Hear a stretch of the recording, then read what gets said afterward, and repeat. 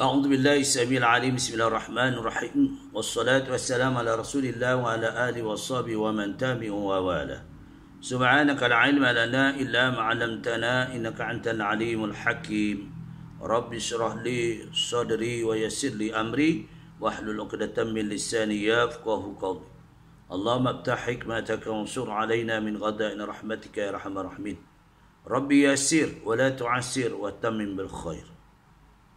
Pada pagi ini perkongsian. Hari ini dah 17 Sya'ban 1441 Hijriah, bersamaan hari ini 15 April 2020. InsyaAllah perkongsian bagaimana kita akan menjadi seorang insan yang khaufu ilallah, sangat takut kepada Allah Subhanahu wa taala. Berdasarkan utama membawa manusia supaya beradab kepada Allah taala. Adab dalam segala amal, adab segala perbuatan, sehingga menjadi baik zahir dan batin, selamat di dunia dan akhirat. Pokok adab ini ada 3. Ulama menyarankan pokok adab itu ada 3, iaitu adab kepada Allah sebagaimana yang disuruh dan diterangkan, iaitu yang paling utama beribadah kepada Allah dengan sebenar-benar ibadah kepada Allah Ta'ala, untuk menghampirkan diri kepada Allah SWT. Hal yang mana sebagaimana yang menghampirkan diri kepada Allah SWT, nescaya banyak khauf, takut kepada Allah Ta'ala, nak melakukan apa pun. Sehingga di antaranya orang-orang yang soleh, orang-orang yang khusyuk betul dalam beribadah, tidak terasa olehnya di saat kala atau dibakar badannya, disengat atau dibakar badannya, kerana roh dan jiwanya, hati dan perasaannya beribadah kerana Allah Subhanahu wa taala. Contoh sahabat Rasulullah sallallahu alaihi wasallam, Sayyidina Umar bin Khattab, ketika ia menaikkan sembahyang fardu subuh. Dalam solat fardu subuh ia menjadi imam. Lalu orang musyrikin telah memanah dia daripada tulang rusuk kanan keluar daripada tulang rusuk kiri. Allahu Rabbi, hebatnya. Umar ibn Khattab tak sedar, sehinggalah akhir sembahyang darah yang keluar begitu banyak. Apabila habis sembahyang fardu subuh baru terasa sakit. Kemudian Umar ibn Khattab minta sahabat mencabut anak panah tersebut.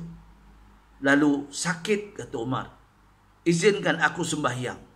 Dalam solat itulah sahabat mencabut anak panah tersebut. Begitu kokoh iman Umar bin Khattab radhiyallahu an. Sebab itulah kematian Umar bin Khattab di dalam menunaikan ibadah solat fardu subuh. Begitu juga sahabat yang bernama Sayyidina Ali karramallahu wajhah, dalam imam solat subuh juga ditikam daripada belakang, tak sedar, terus sembahyang sampailah akhir solatnya, barulah ia terasa akan pedihnya bahawa tikaman itu sampailah membawa kepada kewafatan, kematian, iaitu Ali bin Abi Thalib. Begitu juga Sayyidina Uthman bin Affan sedang menyemak Al-Quran, membaca Al-Quran, ditikam daripada belakang, terus membaca sampailah ia mengembuskan nafas terakhir. Allahu Rabbi, hebatnya. Begitulah menunjukkan keimanan, kekuatan hati, kecekalan hati kerana jiwanya tetap kepada Allah Ta'ala. Perkara adab kepada Allah Subhanahu wa taala, meskipun huraiannya amat panjang dan luas, dan akal manusia pun lemah untuk mencari akhir kesudahannya, tetapi dalam garisan-garisan besarnya atau pokoknya dapat dijadikan dasar buat melakukan ibadah takutnya kepada Allah Subhanahu wa taala. Pertama, ada 3 pokok ulama mengatakan. Ada pertama, mengerjakan perintah Allah sehabis-habis kesanggupan yang ada pada kita dan menjauhkan segala larangannya. Perintah Allah wajib kita kerjakan ialah yang fardu atas kita dan dibenarkan kita mengerjakan dengan kesanggupan dan kekuatan yang padanya. Umpama ibadah sembahyang, kalau cukup kekuatan, diperintah mengerjakan yang berdiri. Kalau kuat, boleh sambil duduk atau berbaring. Kalau tidak, kalau lemah, maka tetap kita melakukan ibadah solat, kewajiban fardu kita, walaupun kita hanya menggunakan nafas, walaupun hanya menggunakan mata, tetapi namun qada tidak ada bagi kita. Adapun larangan-larangan, diperintahkan meninggalkan semuanya kecuali jika terpaksa atau dipaksa. Itu pun hanya masa sahaja. Dan sesudah lepas dari paksaan itu, wajib juga kita sama sekali kembali kepada yang benar.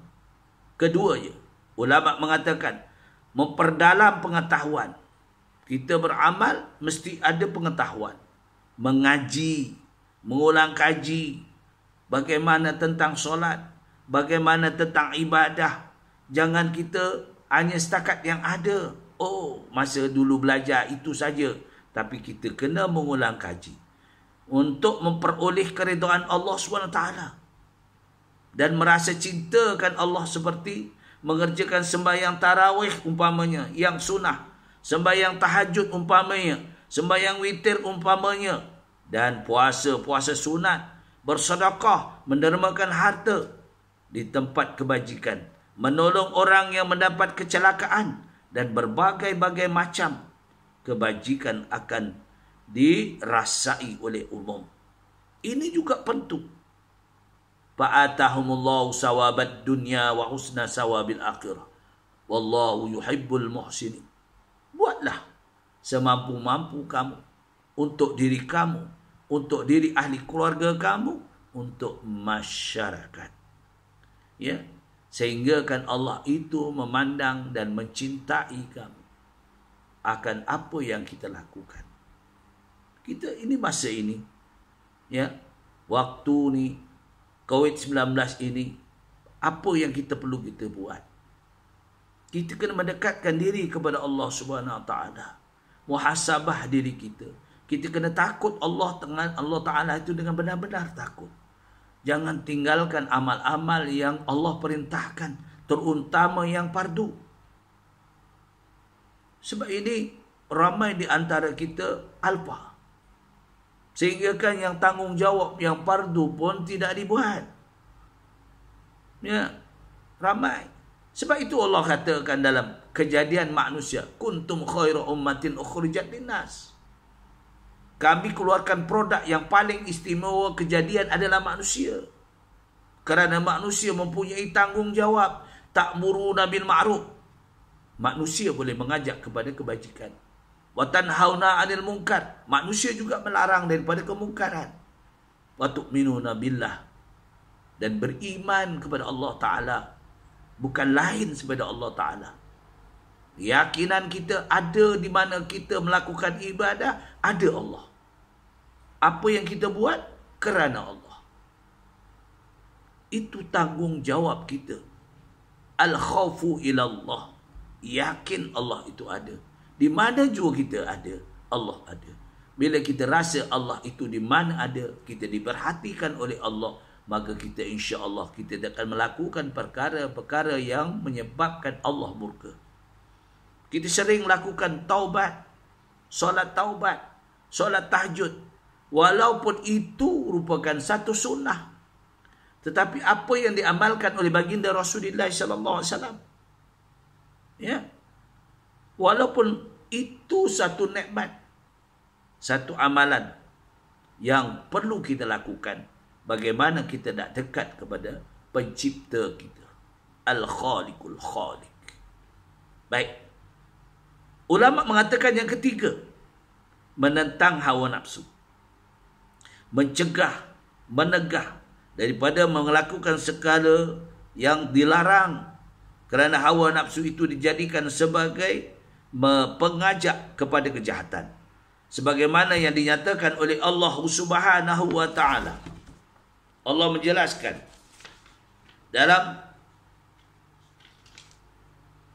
dalam surah Yusuf ayat 53. Innan nafsa la'ammaratum bisu.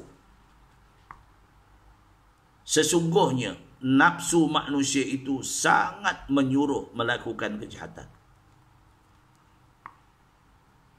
Kalau tiga pokok itu dapat kita jalankan dengan sebenarnya, adab kita kepada Allah, rasa yang kita khaufu ilallah, takutnya kepada Allah, maka terdapatlah takwa atau bakti yang sebetul-betulnya kepada Allah Subhanahu wa taala.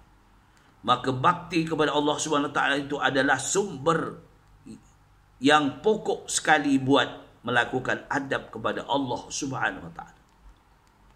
Barang siapa menjalankan bakti kepada Allah, beruntunglah ia di dalam dunia ini hinggalah akhirat, mendapat keredaan Allah serta mendapat keutamaan dan kemuliaan besar daripada Allah. Allah menjelaskan menyatakan dalam surah Al-Ahzab ayat 70 hingga ayat 71. A'udzu billahi minasyaitonir rajim. Ya ayyuhalladzina amanu taqullaha wa qulu qawlan sadida. Yuslih lakum a'malakum wa yaghfir lakum dhunubakum. Wa man yuti'illaha wa rasulahu faqad faza fawzan 'azima.